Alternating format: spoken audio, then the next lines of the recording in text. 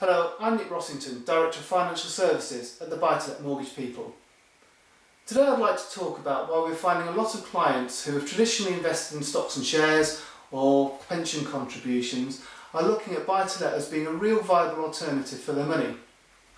What these clients are finding is that they're getting poor returns on the stock market, and also with pensions, the concern about pensions is not knowing where the pensions industry is going.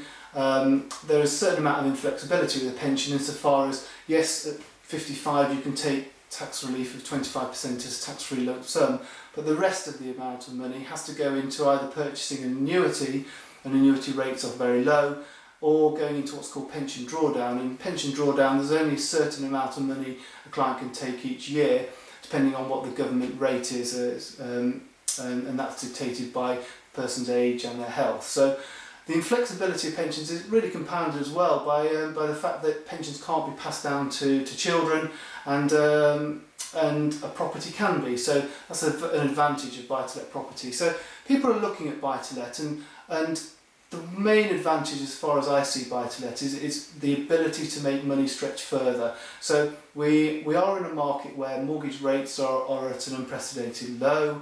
We're finding that rental income is at an unprecedented high. Average rental income is over £700 a month, and there is a national housing shortage, so the sector is very strong. And also I'll use an example of £25,000, but if a client has £25,000 and they invest in buy-to-let property, what they can do is make that money stretch for them through bank borrowing or gearing, and using gearing they're able to purchase a property for £100,000 with a 75% mortgage.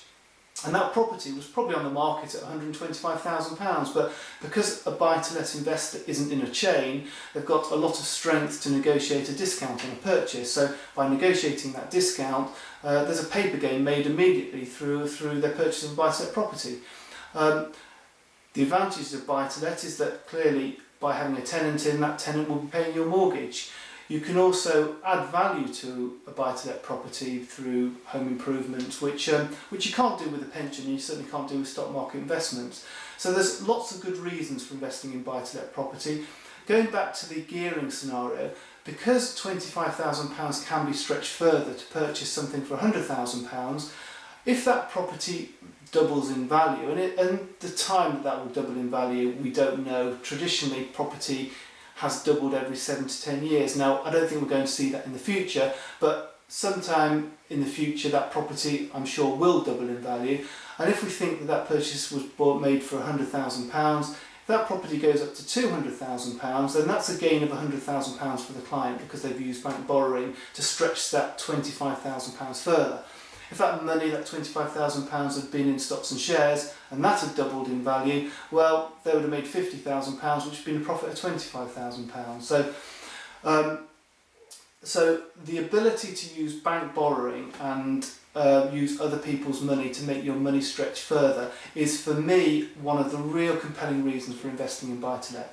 If you'd like to discuss anything more about buy-to-let purchases, please contact me. My name's Nick Rossington of the Buy-to-Let Mortgage People. The contact number is 01522 503 710, and I can be contacted on nick@buytoletmortgagepeople.co.uk, or visit our website www.buytoletmortgagepeople.co.uk. Thank you.